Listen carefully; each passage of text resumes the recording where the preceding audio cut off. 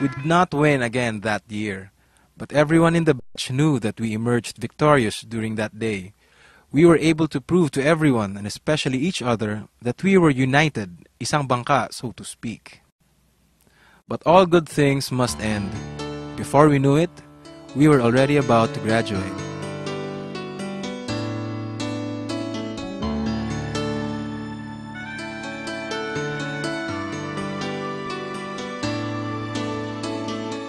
What has life to offer me when I grow old? What's there to look forward to beyond the biting cold? They say it's difficult, yes, stereotypical. What's there beyond sleep, eat, work, and this cruel life?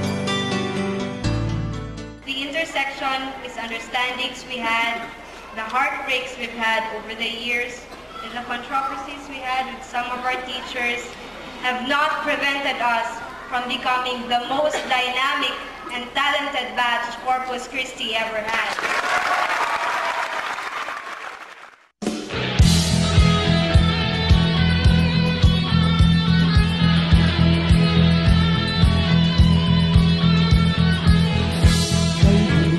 Kay ginaw sa kalawakan ng dagat.